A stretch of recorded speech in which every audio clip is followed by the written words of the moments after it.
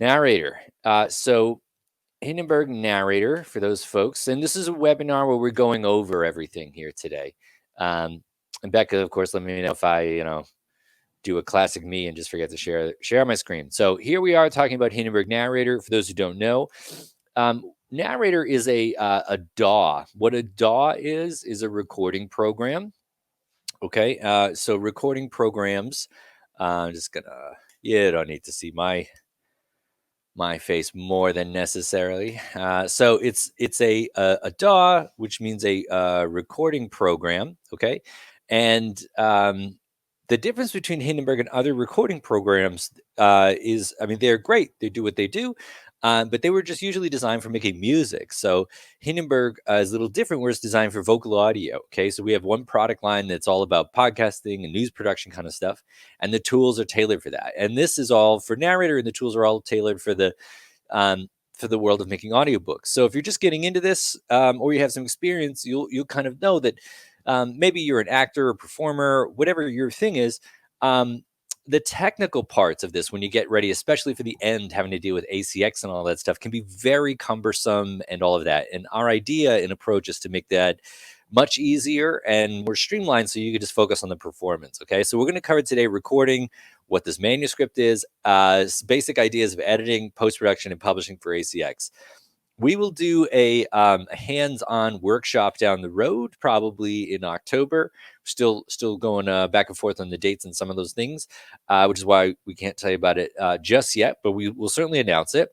And the reason I'm saying that is that you can work and do some of these things yourself. I could talk for hours about any one of these because there's a lot of depth here, but we're just doing a broad overview of your book's journey from how do you go from it being inside of some kind of recording program to being played on Audible or Findaway Voices or wherever, or meaning Spotify, wherever you want it to go, by using Hindenburg. Okay, so we're gonna turn your book into audio. It's a DAW made for books. All of the tools that you need, the ones that you don't, and so you can simplify recording. Okay, so we're going to look at Hindenburg, just talk about recording, punching in, replacing a selection really quick. Okay, so just kind of basics of recording stuff here. Okay, so this is Narrator. This is what it looks like. Okay, it looks a little different than other recording programs. You see they have this contents thing here and this manuscript thing here. um, there are no other windows to go to in Hindenburg in general, like stuff like a mixer window or anything like that. And the idea is that it as much has to do with the text that's on the screen as it does with the audio. Okay, so we'll get into some of these things, but there's much more that we much more to learn, and we have heaps and heaps of videos. So that's definitely something that you want to look at on our website too with this. Okay, so I record and able to track, and Hindenburg found my input, meaning my microphone source, automatically. Okay, I'm actually a little bit too high here, so I'm just gonna turn it down. You can also do that on your input itself, which is what you would normally do. If you want to get to where you do that stuff, it's in this preferences. I'll show you that in a second. If you're on Windows, this same thing I'll open up is going to be found in tools, and it's called options. Okay, but here in preferences, if I click on this, it'll give me the pinwheel of death, and then it will show here that I've got a couple of options here of stuff that I can, if I wanted to change mics. And there's a number of other things. There are a number of other things to get into here, but it's going to keep going. So once you can see that my voice is being registered, I'm going to start recording. Okay, which you can do here. That's what this transport bar is. There are keyboard shortcuts for all of these things. Okay. If you see something happen like what I just did there, it's because I did a little shortcut. If you're playing along, I did that by pressing Command R. It'd be Control R on Windows. It's basic recording stuff. So this isn't too different than anything you've seen so far. Okay, so I'm gonna stop talking here. Okay, so when I did that, you saw a couple things happen. One of them is that it raised up this region, and when I was recording, it was highlighted in red, kind of like the red of the on-air booth. But then when it stopped recording, it was this gold color. Okay, if I were to click outside of it, it's blue. meaning it's not selected. If I click on it, it is selected. The reason for being able to click on different regions is to be able to do stuff, move things around, cut. You're going to have to do all these kind of different things. But as it is now, this is what it looked like. Okay, it was just me. I did a recording. Looks like this. So, um, another thing to keep in mind is that the way Hindenburg works, this my mouse, that's what you see me doing this, see me moving around the screen. And again, I said it before, but if I'm sharing this on a 2-foot screen here, if it looks a little small, definitely want to make sure that the browser window is big, and then the window that you're viewing it is in full screen too. So you should be able to see it. But my mouse here, when I'm at the bottom of a region, it looks like an I-beam. That's so I can make selections and do things like this. When I'm at about the center, it's this tool here where it's a pointer tool where I can click so I can grab it, do the stuff you saw me do before. At the edge, this is something called a trimmer tool. This is just so you can trim stuff away. That's pretty common, but this is definitely different. So I said there's no other window. So when you want to like turn something down or something like that, you would have to normally open up other windows. It's called drawing and automation. Here, you actually just grab it and turn it up like this, up and down. Okay. So that's if you wanted to, do something there. Now you notice that if you can remember, after I got done the recording, it actually did something like that. It turned this up a little bit. Okay. And so the reason it did that is that it's doing something called auto leveling. And what that means is that it's basically saying there's this kind of a sweet spot of where the audio should be. And it's if you're a little bit too loud, it'll bring it down, a little bit too quiet, it'll bring it up. And this really matters in audiobooks because an audiobook is long. It is a long process of many hours of narration, typically. So consistency is a big thing. All of this ACX stuff, which I'll get to at the end, so much of it has to do with their standards for being consistent. If any of you have tried to publish books, you know about that. Okay, so that's how you do that is basically this. You kind of are making the final version of it as you're going along. So instead of having to deal with that afterwards for like a 10-hour book, you do that here. Okay, I'm going to do a pickup, which is all that means is like you're reading a sentence from your book and you're going to make a mistake. And then you're going to go back to the beginning of the sentence, and that's a pickup or a punch in. Okay. I'm going to do that, and you're going to see a few things happen again. It'll be a record just like we saw. You'll see that auto level like we saw. You're going to see a little bit of that pre roll now, though. Pre roll is where it plays the last little bit of what you just recorded, and so that you can hear yourself and match yourself in the flow of time. Okay, so I'm going to do that here. And R, it'd be Control R on Windows. So that was the last take that I did. It just played back a little bit of it. And now I'm recording this new take here, which seems pretty good. So when I stop this, you'll see the auto leveling happen again. Okay, so I stopped this and it didn't actually have to do that much, sadly, because it was like in a good level. So I'm going to do that again and make it too low, I think. So let's try that again. Sorry about that. Here we go. And R, it'd be Control R on Windows. Okay, so now I'm doing the pre-roll and it's doing its thing, but it's a little bit too low. So it's probably going to, when I stop it, kind of bring this audio up. I might have turned it down too low for it not to work, actually. And I did. Awesome. So anyway, it would normally just bring it up like this. So that's all how it works in terms of doing pickups and punch-ins and kind of normal things. However, if you need to fix something in the past, which is going to happen because when you record a book, you likely will review pieces that you already recorded in the past, and you'll have to fix a mistake. It's also called a correction. So the thing about that is that becomes very difficult. In this example we're looking at here, I have, I don't know, 20 seconds of me talking, blathering about nothing, but you're going to have hours.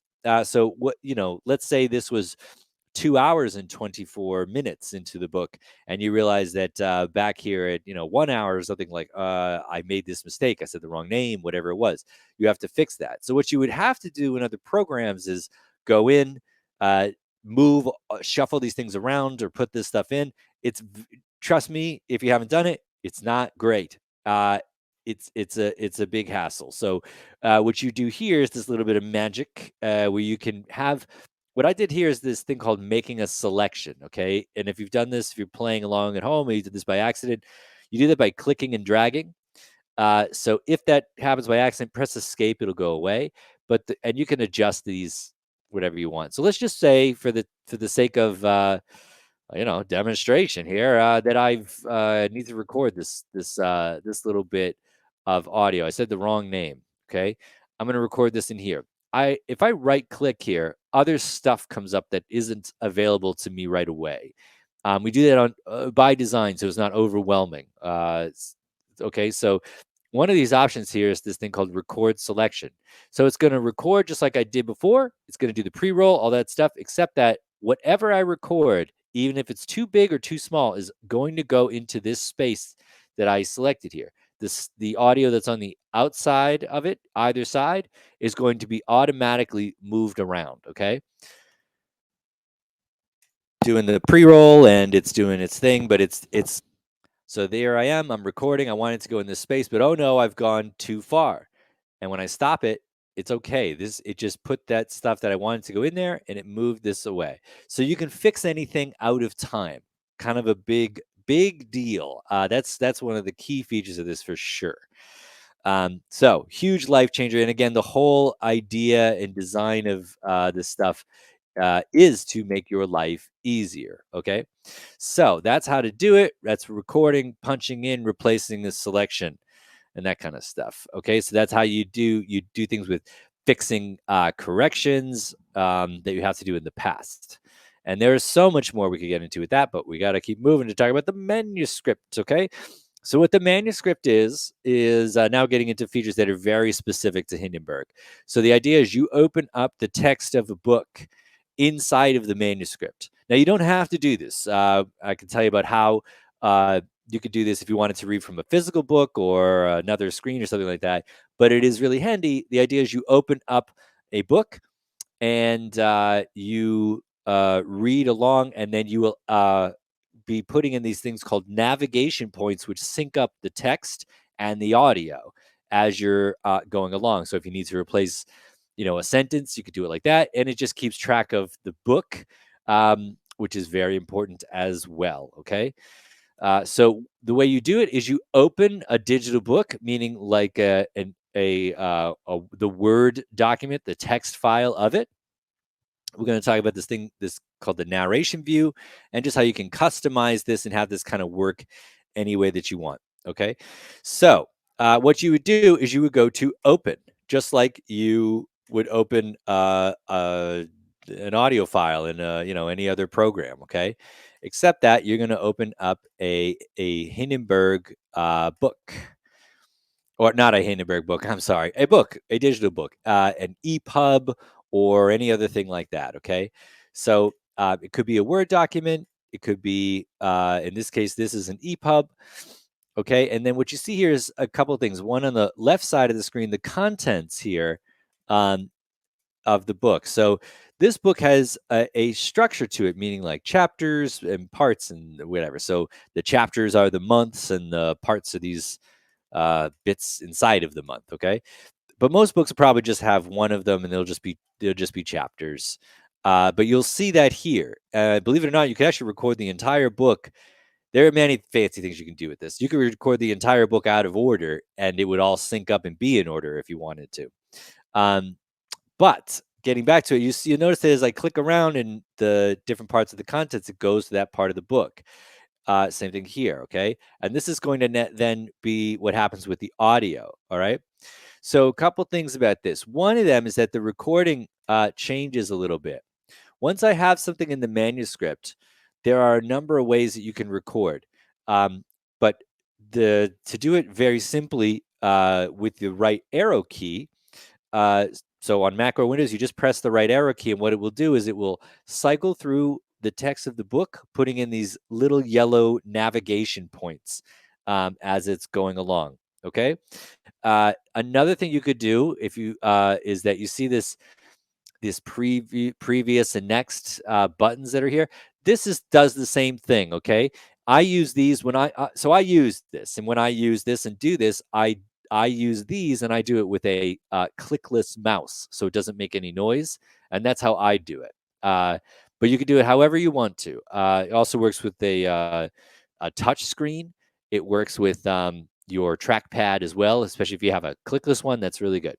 Okay, so this is what I mean by that. I'm going to press that right arrow key, or you could do any number of these things, and there it is. Bridget Jones's Diary. I'm going to, while it's recording, if I press the right arrow key again, it will go to the next part of the text and put in the navigation point by Helen Fielding.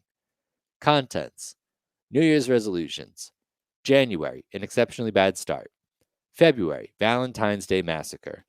Okay, and so now every bit of audio: January, February, New Year's resolutions, is don't deliver this like you are completely bored. That's not part of the presentation. Is my very lackluster delivery of Bridget Jones's Diary, or it shouldn't be part of the takeaway. Don't do that for your delivery. But the point is the technical part of like these little navigation points, which you can just move all around too. Sync up that text in the audio, and you'll notice that a couple of them look different. And that is because these parts here, contents, are actually the parts of the book that are the structure, meaning the chapters and such. This we'll kind of get to at the end, but the idea is that when you export the book, all of these different chapters are going to be exported individually, automatically, which is pretty amazing. Because if you were doing this in another program, uh, you would have to basically make a new file for each one of these, because when you deliver it to where it's going to go, they are going to want it in separate chapters. The reason for that is that, like I said, these books are long. They don't want a 10-hour long file. So, essentially it cuts all of that time out. All right. Um, and I'm blowing through all this stuff because we want to leave time for questions at the end. But let's just talk about a few things. Any extra window that I bring up is you can find it in the View drop-down menu. So everything's in one place, and all the key commands are very, very simple for this stuff. They're basically the first two are the same, and then just the letter changes. So anyway, I'm going to bring up something called the narration view. And all this is, it's the exact same thing, except that you don't have to view the file at all if you don't want to. Okay, meaning the audio. You could just view this text here. You could put this on a separate touch screen. That's a lot of people do that. January, an exceptionally bad start. All right, February, March, or whatever. Okay, so basically it works the same way. Every time I press this right arrow key: April, interpoise; May, mother to be; June, ha, boyfriend. It's doing this thing. It's doing that, cycling through the text. Every book will look a little bit different. Eventually when you get there, this book has, chapters or paragraphs and things, and you can record on, there and all that stuff. So anyway, they'll all look a little bit different, but this is how it works. So if I stop this, and go back. Okay. It did its auto leveling, and it put in, that's the thing I just recorded here, the nav points I put in. So it works the same way that way. You can detach and resize these any way that you like. If you do that by accident, don't freak out. Even if you get rid of them and it looks like a nightmare and oh my God, what has happened? It's okay. It's fine. What you do is you go to, for those folks playing at home, I've done something like that. You go to Window and you go to Reset Layout. It'll always go back to like the default way that it comes. Okay, so that's up to you. There's so much you could do in here. I can't get into it. You can resize this. You can sync the text up afterwards and move these nav points. You could do that kind of stuff. You can just type in here too. You could rewrite the book if you want to. Lots of stuff, but we got to move on. Okay, so that's how you do all those things. That's an idea of what this structure is. We have videos that cover a lot of this, and much more is coming soon. Let's talk about some of the tools that are made for Narrator as well. Okay, so these are things that are tools that help you when you have to do things like you're doing multiple voices, keeping track of your pronunciations, and fixing noises. So I got into this world, by the way, from the Library of Congress. where it's part of the program where they make books for the blind. It's a big program. All the states contribute. Lots of stuff, lots of production. Okay. And when you're dealing with any of these things, let's say pronunciation, meaning proper nouns, it's a big deal. Just take my word for it. When you have to fix things and you don't write them down, what we used to have people do is make something called a tip sheet, where they would write phonetically proper nouns that they would come across in the book, character names, certain places. Because Leonard Bernstein becomes Bernstein later on. It's just very unprofessional. You want to be consistent throughout. And some of these tools have to do with that stuff. And of course, just general editing. Okay. So we're going to look at clipboards, and we're going to look at the favorites window. Just go over some of this stuff really quickly. Okay. So clipboards and the favorites window. You get to them from that same view drop down. I'm just going to do it kind of fast. Here are clipboards. It's just a place to store little bits of audio. Okay. So let's say this was where you said city name or something like that. You can make a copy of it and drag it into the clipboard. And you can rename that to whatever you want to. Okay. You could drag it out, but you probably would be doing that less often, in all honesty. But if you're wondering, for those who playing along, you can copy and paste it. Just Command C and Command B will do that.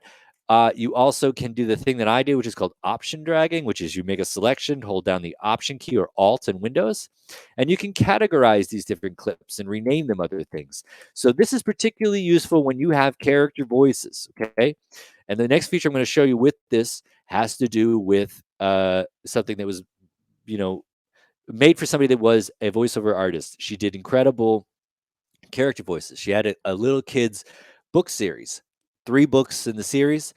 She's doing like monster voices, all these kind of great things. Some of the monsters and such were in book 1, but they came in on a totally different project, different file in book 3. And so she did this thing with the clipboards just to keep her own self consistent, because a character in your voice might be in chapter 2, come back in chapter 10. You might think you know how you delivered that, but it's, you could just hear it. That's what this little play button is. Eventually, when you can hear all the clips of what you did. Okay. But you also can, if you made all these clips for a session, like monster book number 1, all my monsters are in there, and then I'm in monster book number 3, and some of those monsters are there. I wish I could get those clip backs. You actually can import, first, because you can import any bits of audio in here that you want. You actually can import an entire clipboard of all clips that you have already made. So I mean, it's a pretty amazing feature. So if you've already got a bunch of clips and all that stuff, you actually just select the Hindenburg session, and any clips that you made that were in there you'll have access to here. This is a music clip. Okay, so just all these different things that you do with the clipboards, just a tool to keep you on track with that stuff. The favorites window is very similar, with one big exception. The favorites window, so if I open up a new blank session with nothing in it, the clipboards are empty because it's a new session. But the favorites window, anything that you put in there is going to be in there from session to session to session. That's why this is already populated with stuff. And you see a lot of these I've called RT. If we were doing this in real life, I'd probably, or in person, it's real, I'd ask you something like, what do you think these RTs are? And somebody out there might say room tone, because you've heard of that before, maybe from ACX or Findaway Voices. What room tone is just the recorded silence of your room, okay? So here's some bit of audio with some really handsome, smart person narrating. By Edward Rowe Snow. He's good. Okay, so if I were to cut this out and actually delete it like this, there's this space of digital silence, okay? Doesn't matter so much in a podcast. It's a different thing with an audiobook, because it's probably just you speaking for an hour, okay? So they don't like this. It'll get flagged as missing room tone, because they don't want digital silence like that. So instead of that, what you would do is you would have room tone that goes in those places, which is just, all you have to do this is record some silence. Just record nothing. We could do it right now if you wanted to. Just press record, don't do anything for a second, stop, and then you just can make a room tone selection of, whatever length, and drag it into this favorites window. It's just so handy when you get to editing. Trust me. Okay, you're going along, you're like, hey, I made a little thing there, I got to cover it up, maybe I got to cover this whole space with something. Instead of having to have this on a separate track or anything like that, I mean, you just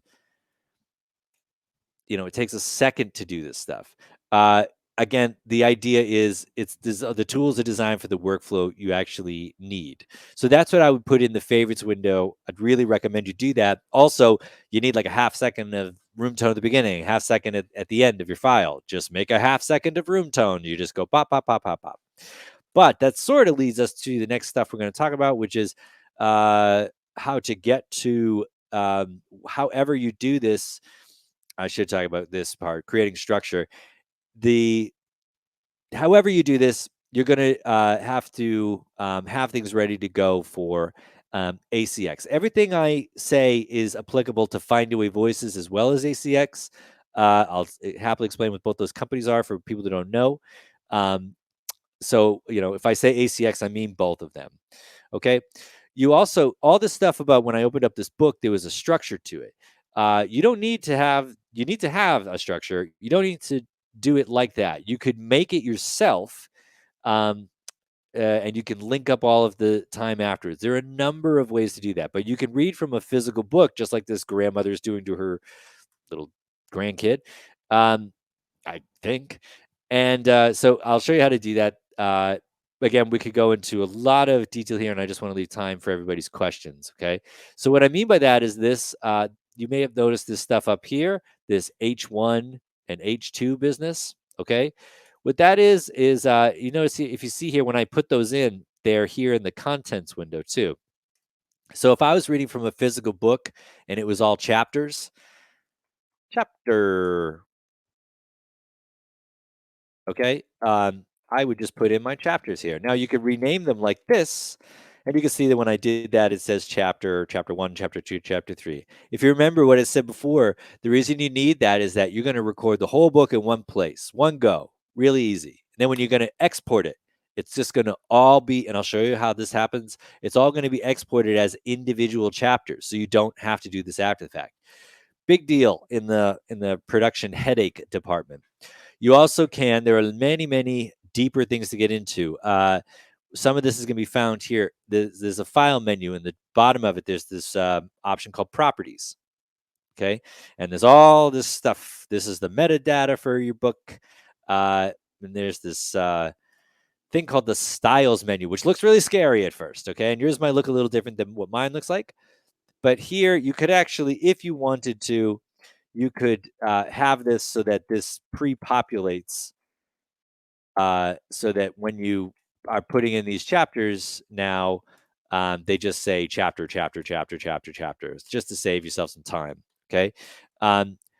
So if you were doing that, you could put those into your book and it would work the same way. I'm recording along, press the, that whole right arrow key thing. If you found this recording to be defective, here's another chapter, and then you'd read the whole chapter of all your, let's say it was chapter 5. Then you get to chapter 6, start recording. Now we're chapter 6, and you go on and on and on. And that's kind of how it goes. Okay, so you can make the structure yourself, but the reason for all of that is that you're going to have to export this out to a company called ACX or Findaway Voices, which is just a competitor for ACX that puts books in different places, Spotify, etc. Okay, actually owned by Spotify now.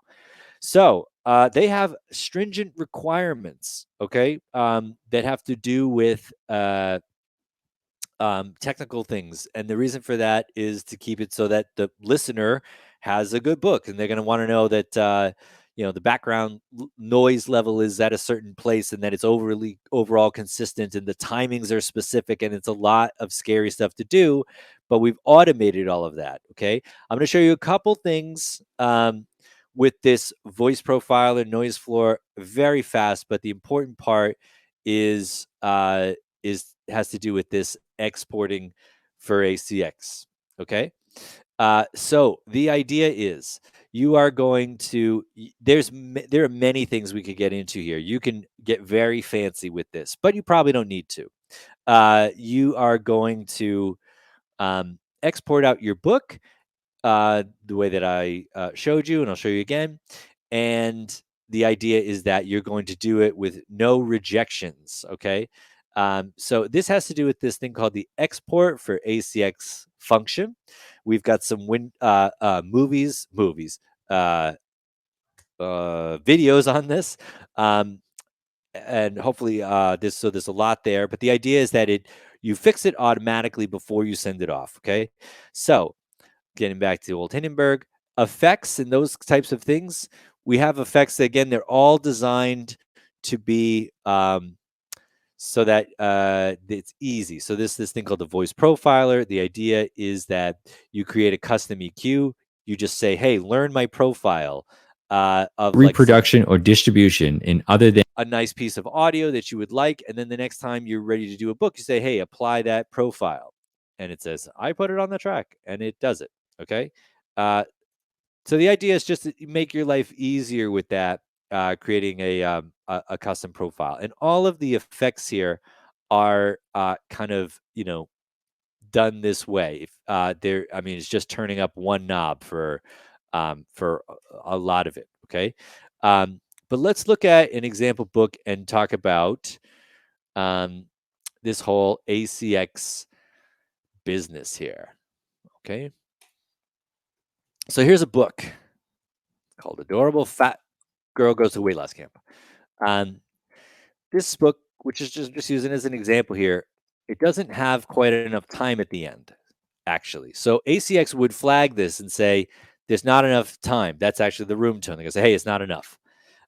This would happen often with chapter headings. They need to know that there's enough time before you say chapter 5 or after you say chapter 5 and start actually reading chapter 5. Okay, so when I do this export for ACX thing, it's going to automate a number of things, and it's actually going to fix some timings that are wrong.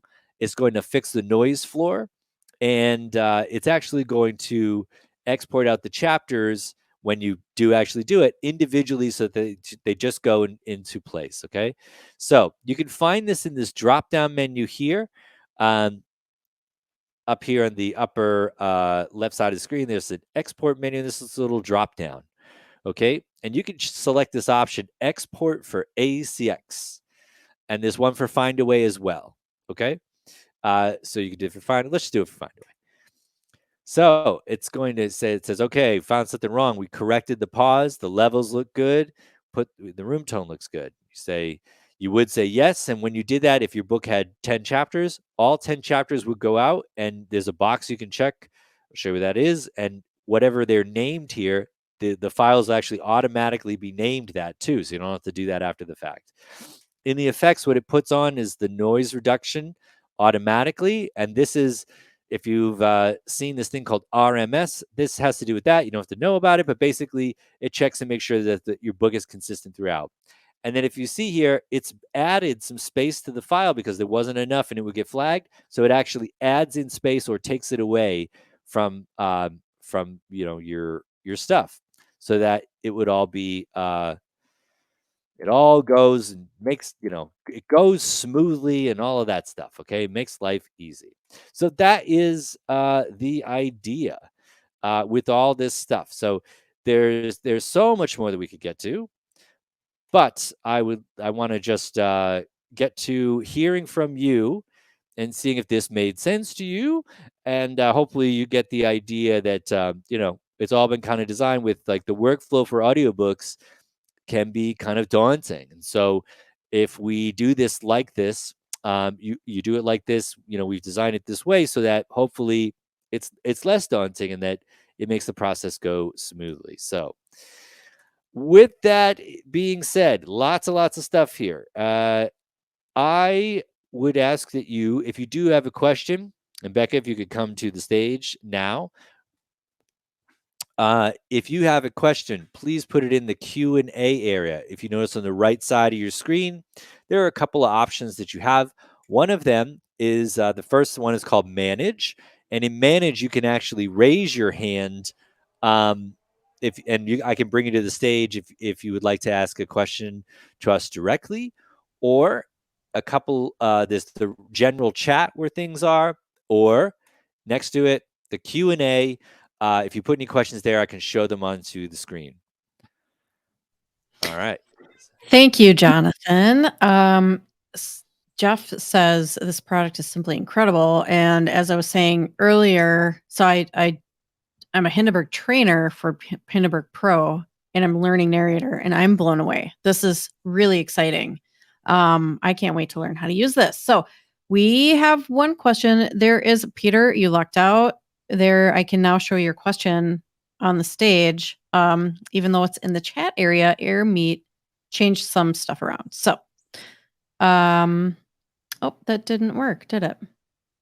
Well, let me just read the question. It is in the chat, and the question is there a command to select clips beyond where I am in the track? I want to tighten up a gap or make a gap in the track, especially when I have more than one track. I want to keep the clips in the tracks in sync. I gotta look at that question. It's in the chat. Is there a command to select the clips beyond where I am in the track? I want to tighten up a gap or make a gap in the track, especially when I have more than one track. I want to keep the clips in sync. I'm right around understanding the question. It sounds like what you're asking is multi-track editing. I think so. If not, Peter, you would actually be a good candidate to raise your hand just to clarify, because I want to answer the question, and you did. All right, let's bring Peter up to the stage, and you can hopefully we can answer your question. Hi, Peter.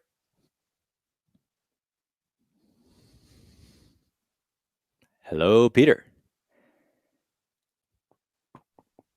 Peter, you might be muted.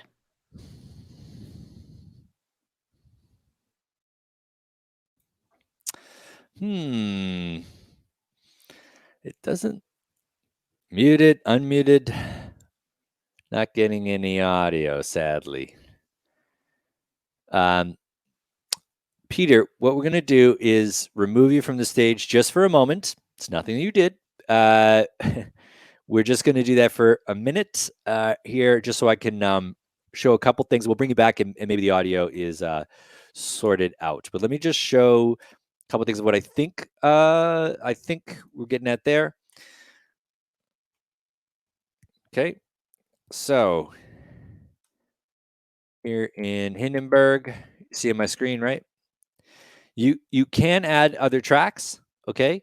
You can add different tracks, and let's just say I've got, let's say I've got, different audio in different places, right?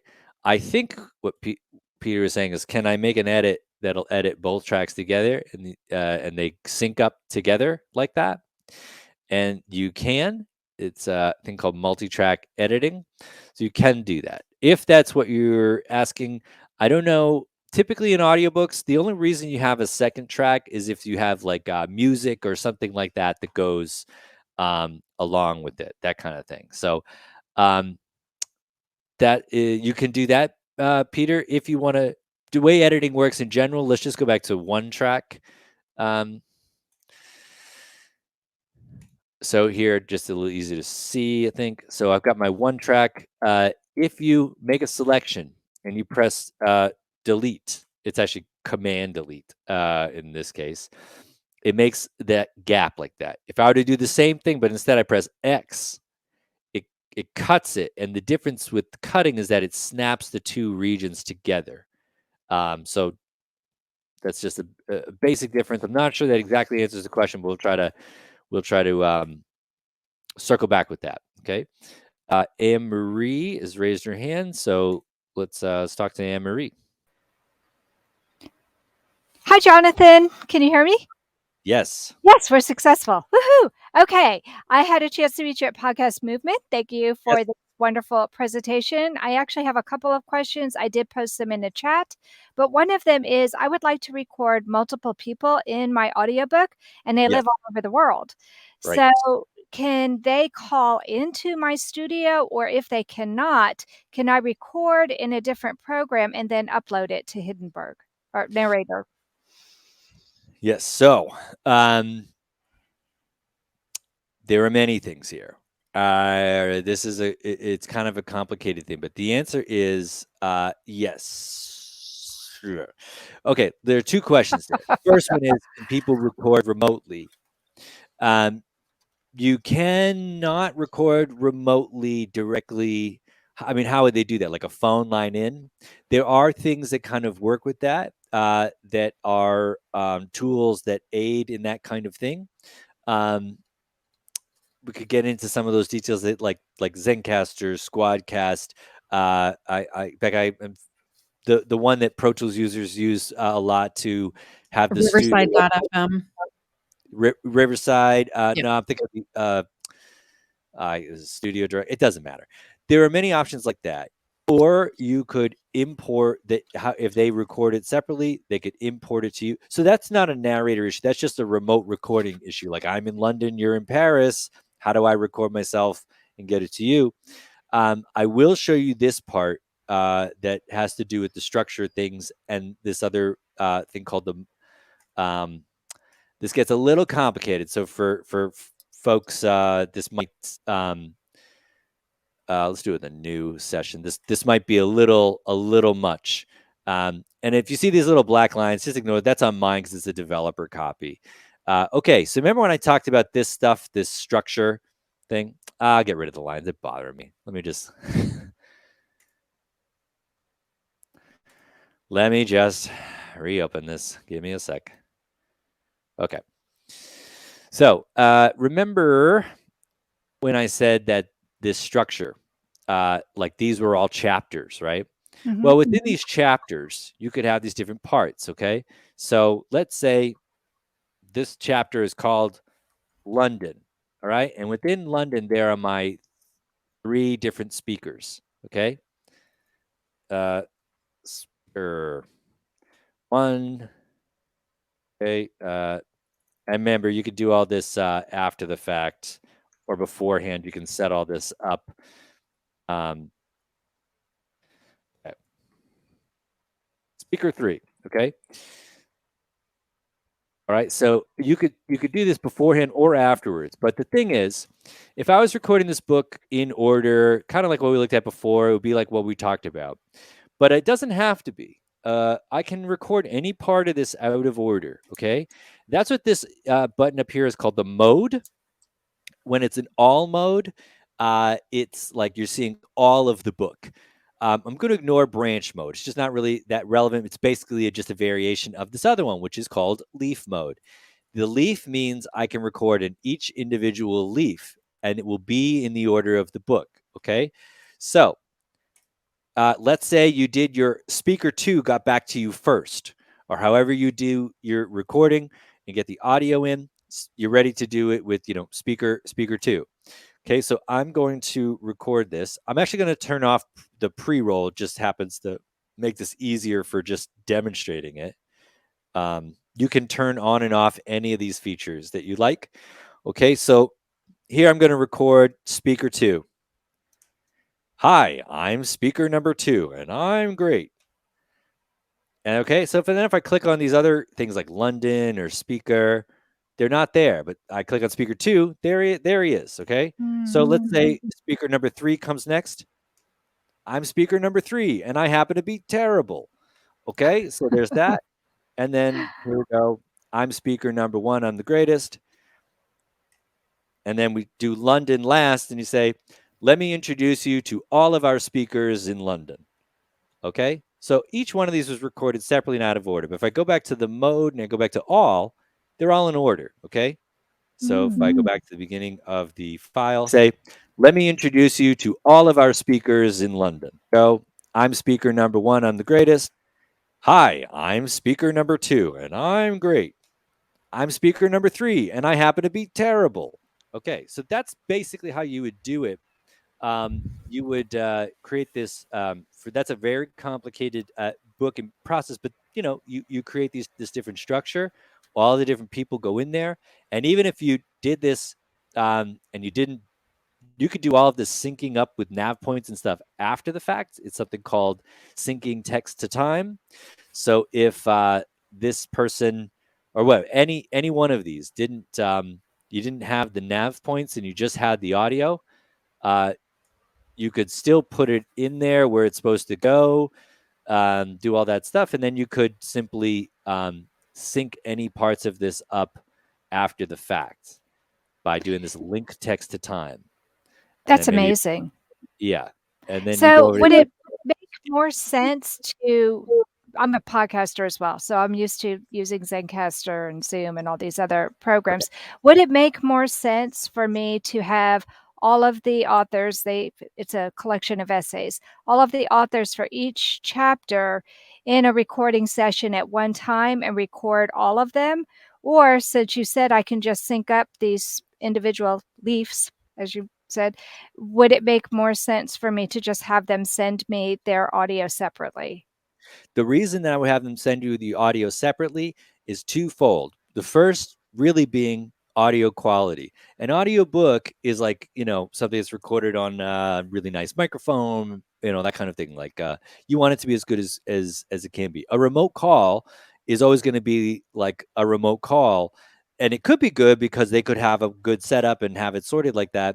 Or it could just be like the call that they're doing on their iPhone. No matter how good the interface is, remote, Zencastr, Squadcast, all these things, it's still going to be like whatever it was recorded on. So the reason I would have them do that separately is because, I guess, organization reasons as well. And then just they could get potentially better audio to you. But however you do it, so it really doesn't matter. However it's in there, you could set this up and have it synced either beforehand or afterwards. And that's how you do it. Thank you. Yeah. Good question. So hopefully that somebody else might have something kind of similar to that. All right, Peter, we're going to give Peter another try here. So nice chatting with you again, Anne-Marie. Hope that helps. Was great. Thank you. You're welcome. Hi, Peter. Hold on. Here we go. Hello, can you hear me? Yes. Okay, good. Okay, so I'm also using Narrator also for like podcast editing as well, but it's all after the fact. I'm not recording audio. I'm bringing in clips and in music clips and various things in multiple tracks, 1 or 2, 3 tracks at a time. Okay. And so I lay them out, and then I want to go back and fix some of the audio, the speech. I have to take out the ums and the ahs and stuff like that. And what's after, let's say at minute 2 of a 10-minute program, I went to tighten up. So I remove an ah, and that leaves a gap. And I went not only in track 1 where the speaking was, but also track 2 where there was music later on somewhere else, and bring that all and tighten it up in those more than one track at it, And in other, like in Final Cut Pro, I can select everything beyond the current where the playhead is, and make a selection, and so I can drag all the clips that are beyond minute 2 and bring them less than time. Is there a way to do that simply? Yes. There is, for that exact use case in our other product, Pro. So because it's made for making podcasts. So what we're going to do is we're just going to try some stuff. That's what we're going to do. So give me a sec here. Put this in full screen. I'm just going to get rid of this stuff because this wouldn't be so necessary anyway. And now it looks a lot more like Pro, right, Becca? Okay. It does, yes. It does. Okay, you got different people on different tracks doing whatever. One thing to know, you make a selection here on this, right? you also can select in the space, by the way, if you ever want to move stuff around like that. It's just another way of doing it. Okay. If you make that selection and you have that hover over 2 tracks, okay, like this, both of these tracks will move together in relation. All right. That's one other part. There is a great key command in, yes, it does. Okay. So, it's one of my favorites for editing podcasts, in all honesty. Okay. What you often have to do for those folks playing at home who maybe are podcast curious, you're often editing on different tracks. There's a million types of podcasts. And when I have to do the editing for it, I want to go as fast as possible. And this is like a game changer tool. Often what happens is you get your stuff and like this in proportion to this is how you want it spaced, but then you need to put something in here in the middle, whatever it is. And it's like, man, I wish I could just move these away. There are many different ways you could do that. You could just, of course, put these things into the clipboard and move it out afterwards. Okay. You could say, hey, take these guys. I'm going to put this into the clipboard and then have them come back out. Or and delete it from the workspace. Or you could do this thing, which is, I think, what Peter's asking, which is like, I wish I could just select like from this clip and everything afterwards, just really quickly to just move it out of the way, because you often have to put stuff in the middle. Okay. And the answer is yes. Peter, the keyboard shortcut is Alt Control. If you're on Mac, it's Option and Command. You hold them both down. Okay. And then you click on whichever region you want with the mouse, and it will select that region and everything after it. And then you could just take it and move it all around. Okay. If I did that on a different region, like I click on this one here, it'll be that one and everything afterwards, and I move it all around. Okay. Is that it? Yeah, that's it. Great. Thank you. That's one of my favorite commands too. I use that all the time. And I didn't know that it existed when I first learned Hindenburg many years ago. And when I discovered it, it was a game changer. Let's see. Somebody wants to know. Oh, it's still Anna Marie. What if you have a children's book? Are there minimum requirements for length of the audiobook? I don't think so. That's more of an ACX. I haven't come across that in ACX, so I don't know. Maybe there is, so someone doesn't go blah. That's my audiobook or something. But like, there are little kids' books published all the time, so nope. The answer to that. I don't see any other questions. Does anybody else have anything, or is this goodbye? Is this goodbye? So for those folks, again, join the Facebook community to see replay of this. You'll also see the when we announce our next workshop, which will be sometime in October. And then also this very cool thing you really should come to if you're curious about the voiceover world, which is interview with Graham Spicer. For those folks who don't know who he is voiceover talent himself, of course. He also is the host of a podcast by somebody named J. Michael Collins. He's very big in that world, in that community. Graham does the sort of technical roundup of like new things and features in the industry and that kind of thing. The J. Michael Collins podcast, very big in the voiceover world. They actually just bought the conference, voiceover Atlanta. I mean, things are going well when you could buy a conference, I would say. So, come learn about it. If you're curious about that world, a lot of people who are in the audiobook world, if you're a voiceover person, some of you may be yourselves, audiobooks is like one feature, that's maybe like specialty project kind of thing. Because it just takes so long. So we've kind of refigured our stuff to make it so that the other things you need to do, like e-learning, video game scripts, all these other things, are kind of fast, huge cut downs in the production time. So anyway, learn about that. Jonathan, we have one more question. Thank you, Anna Marie, for putting this in the Q&A section. Can you go through the export for ACX function? Yes, there are some videos on our website and our YouTube page that are about this. This is part 2 to the question. Bill says I've been having problems to save files properly. That might be a support issue, Bill. If you want to go to support, hindenburg.com/support, we can answer questions there. It probably has to do with like naming, or I don't know exactly. I mean, we can't get into that stuff here, but the way it works, but you make a Hindenburg session, John's session, okay? There'll be the Hindenburg session itself called John's session, and then there'll be a folder with all the little bits of audio in it, okay? And all those little bits of audio, so they're in that folder. So if you move one of those, Hindenburg says, hey, I don't know where the audio is. If you try to open up the session, so if you're going to move them, which you can do, move them both together. That might be the answer to your question. I don't know. File saving could be a kind of a million things.